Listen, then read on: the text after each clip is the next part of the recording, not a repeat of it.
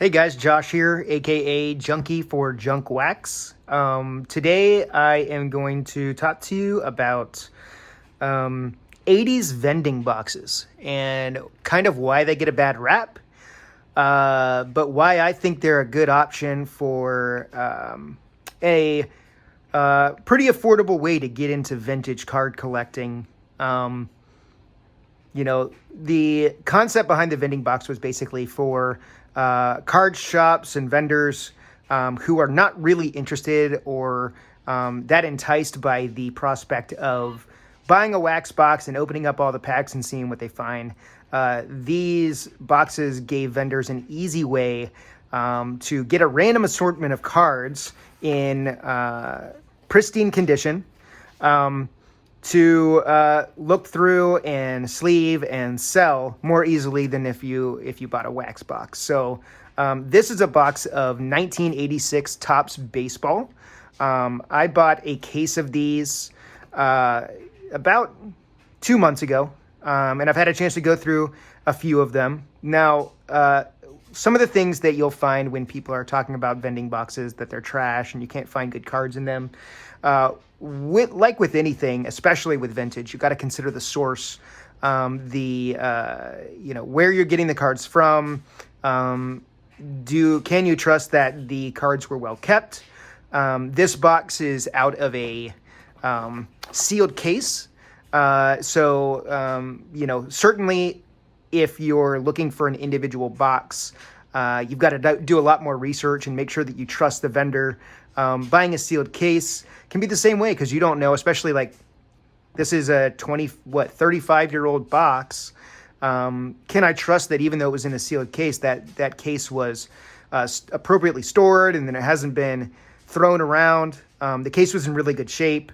I made sure that I asked for additional pictures of the front, the back, the bottom, the top, to make sure that it hadn't been resealed, or that there were indications that there was damage. Was very impressed when I received the case, and as I said, I've looked through a couple boxes so far and have been very happy. Now, this 1986 Topps is a really great year. It's kind of a love or hate situation. I actually really like the look of these cards, and when I start getting into these, again, you're going to either love or hate them based on the design. But I want to show you today, as I go through this, that you can pull some pristine vintage cards out of these vending boxes. So let's get started. And if you have questions, I'm happy to answer. Send me a message. But easiest way to get into these is to pull random from the middle, a first stack, and then pull from the end after that. But one of the things about these 1986 cards that people have talked about, especially with the vending boxes and as they age, is that this black border can really get faded. I was very impressed with the deepness of the black when I got these boxes. So let me know what you think about these cards. This black and white border is so retro, but I love the font of the team names. I think that's what really drew me to these cards. Also, it's very easy to tell when a card is centered or not. And you're always, with these vintage cards, going to have some miscuts, some rough cuts, some rough edges, but you still want to make sure you see, the corners are still very sharp, right? Pretty solid corners. There's going to be some, obviously there will be some that the corners are not great because they're 35-year-old cards, but you're going to find that with wax packs as well, depending on how they were treated over time. And don't even get me started with rack packs. I like them. I think they're another affordable option. But again, in that cellophane, it's a lot easier to find cards with damage. So, right, Frank DiPino, Barry Bonnell, Hey, so, oh, look at that. Third card. Third card. Look at this Don Mattingly. Look at the corners on this. So we got a little bit of a dent in that edge, but we got 3 sharp corners. It's not very well centered, but this is going to get sleeved because, you know, even if I can get this one graded at a 7 or an 8, over time, that's an investment card. All right, this Don Mattingly in PSA 10 is going for about $350 right now. Okay. We got a manager card, Bobby Cox. This one's probably selling for about $50 right now. It's not very centered, so I'm going to put it to the side. I'm not going to sleeve it right now. Got a lot of cards to get through. But big Bobby Cox fan as a Braves fan in the 90s. So pretty cool card. Milt Wilcox. Cecilio Guante. And I'm going to go through these, and I'm going to go pretty quick. And I'll probably fast forward through some of the commons if we don't have a lot of good cards. But I see one upside down right there that is going to throw people for a loop, and it's a pretty awesome card. So Dan Quisenberry, throw that to the side. But look at this. So within the first 10 cards, I've pulled a Don Mattingly and I've pulled a Cal Ripken. And this is just throwing from the middle of the pack, the middle of the box. Let's see.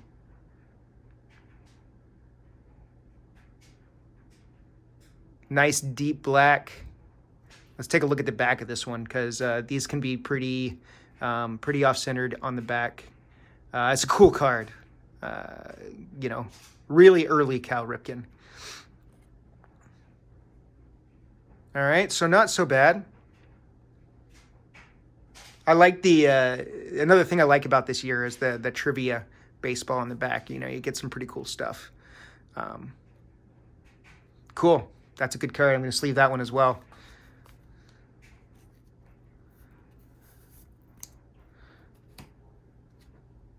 All right, so I'm probably going to put some music on as I go through these, but...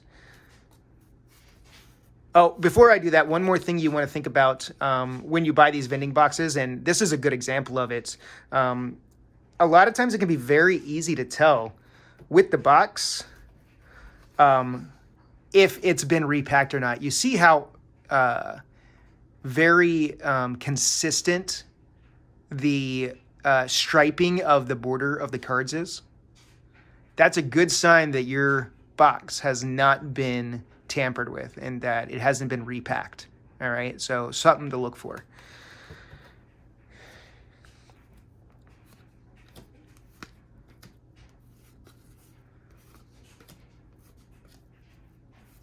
Look at that, Kirk Gibson.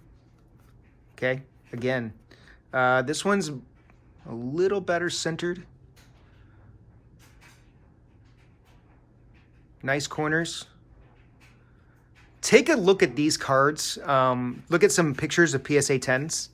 I always encourage folks to do that when they're looking at vintage cards, because there's some stuff that you'll pick up with vintage that you'll see as a defect, but that PSA or other graders don't necessarily see. So that's a good card. Kirk Gibson, personal favorite.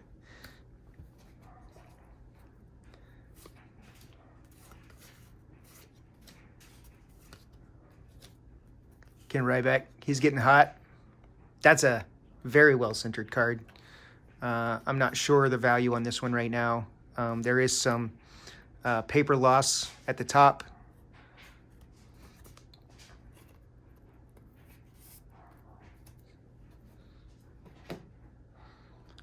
Roger McDowell.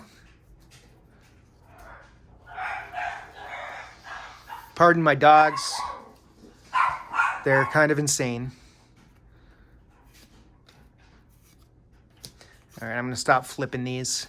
If I see something I want to sleeve up, I'll flip it if it's upside down, but... All right, Carlton Fisk. Went from socks to socks.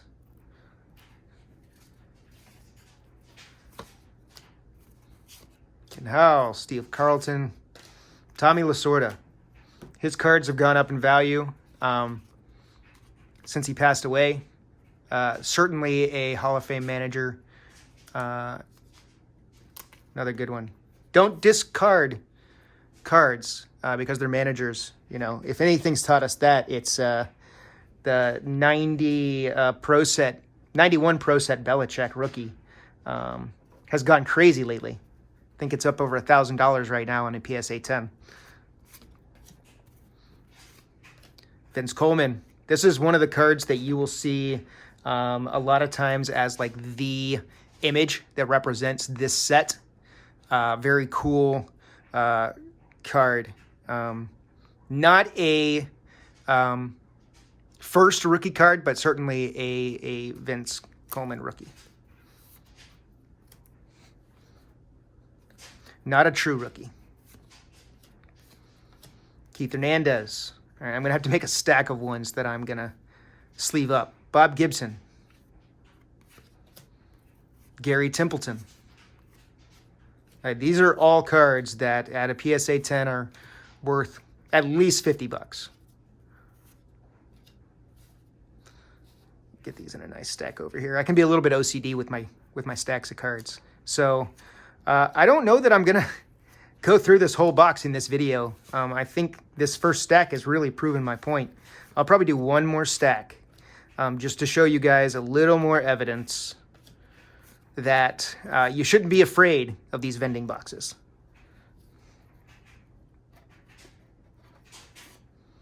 All right, so this one's pulled this right off the side over here. On the sides, obviously the first couple cards, you may see some more damage.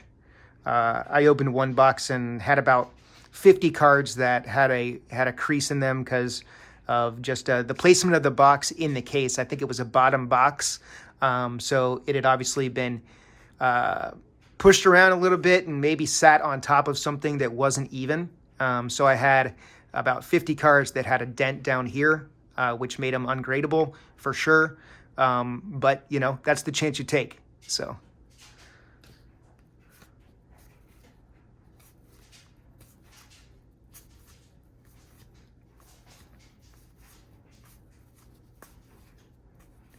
Sammy Khalifa, I always like this card. I just think it's a very cool. I love these vintage pirate uniforms.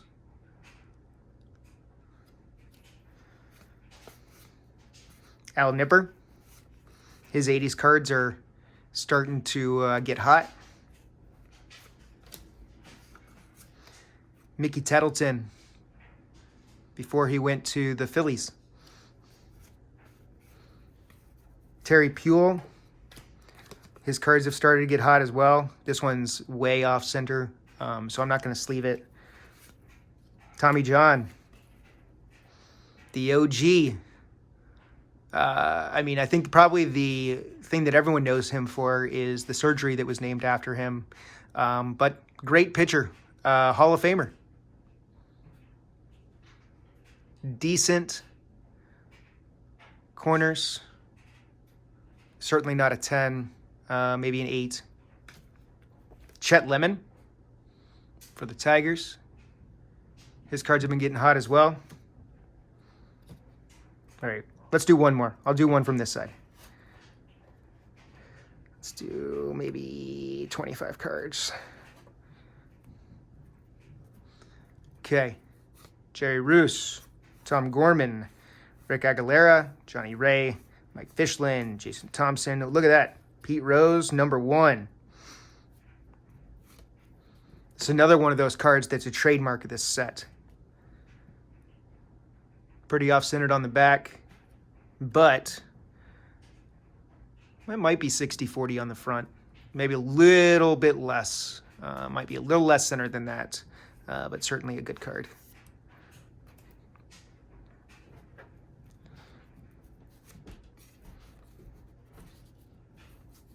Rafael Ramirez. Look at that. There he is. Dude. This Clemens. Super hot. Not his rookie. 85 is his rookie. Very similar card, though. Very similar photo. But this is a hot card. His rookie is now going for like 8,000 to 9,000 as a PSA 10. Crazy. But another great card. Clearly, this is not a 10. Centering is an issue. But definitely an investment card. These 80s cards, especially mid-80s rookies, are the next Mickey Mantles.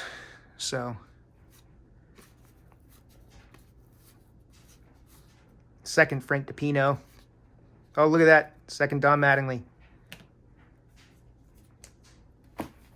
Sleeve that up.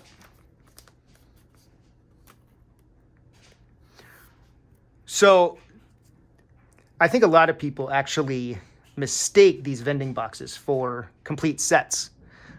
So, you know, there's another Bobby Cox, right? It's way off center. I'm not going to sleeve it. But don't mistake that you will not find more than one of cards in these boxes. There's another Cal Ripken. Look at this. So, all right. I've pulled maybe a tenth of the cards in this box. All right. This Bryn Smith, I'm not really sure about him as a player, but I am sure about value right now. And, you know, that actually has a pretty decent value as well. So, not including the ones I haven't sleeved yet, which is this stack here. Let's take a look at what I just pulled. Just with a very small portion of this vending box. I got Cal Ripken, Don Mattingly, Roger Clemens, Pete Rose, Vince Coleman, Tom Lasorda, Carlton Fisk, Roger McDowell, Kent Hrabek, Kirk Gibson, another Ripken, and another Mattingly, right? So there's definite value to be had in these vending boxes. Let's see what this card is. Sometimes there's just weird ones that are not in alignment. And you can see, look, this is what you risk in these boxes, right? But hey, you know, at the prices that you can get these boxes for, normally under $100, it's worth the risk. You can get some great cards. So if you have more questions, hit me up in the comments. If you liked this video, if you want to see more, subscribe to my channel, leave me some feedback. I have, as you can see behind here, a lot of vintage that I'm going to be breaking coming up. I also have a 1985 Topps sealed box, BBCE wrapped sealed box coming today. So I'm excited about that one. Looking for that Mark McGwire Team USA card. Also, the Roger Clemens rookie that I just talked about. Eric Davis, Oral Hershiser.